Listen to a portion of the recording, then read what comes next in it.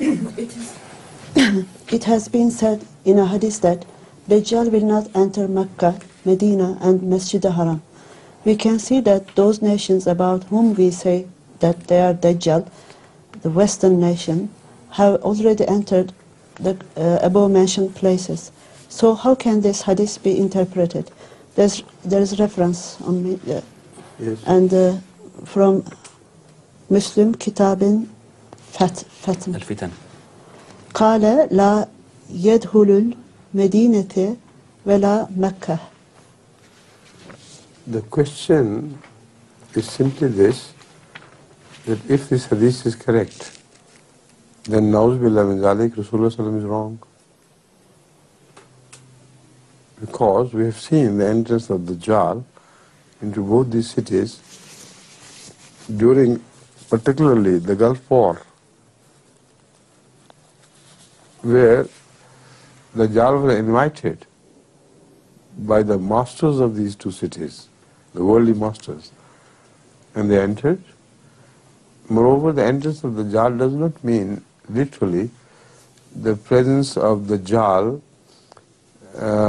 in person, because there is no such Dajjal as in person as people think.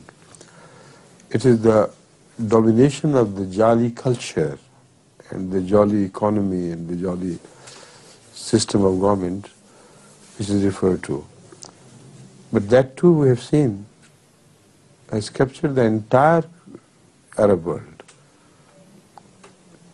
The Saudi masters themselves admit, and this has been written in the books of the English historians, that they say, you are our fathers and your mothers, O English people. You have made us. You have brought us up in your lap. So, is this not the entrance of the Dajjal into Mecca and Medina?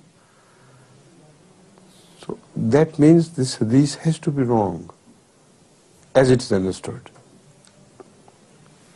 It's impossible for Rasulullah to be wrong, and then the Muslims believe in this hadith to be correct. So, if they search for the weakness among Ravis, they will discover that.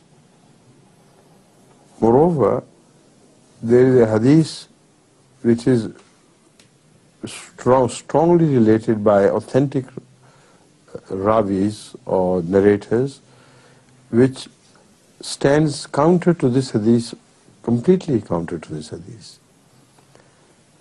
Because it is said in that hadith that Rasulullah saw the Masih, which was to come during the latter days, circling the Kaaba, and behind him was the Dajjal circling the Kaaba at the same time. So how will they make a compromise between the two hadiths?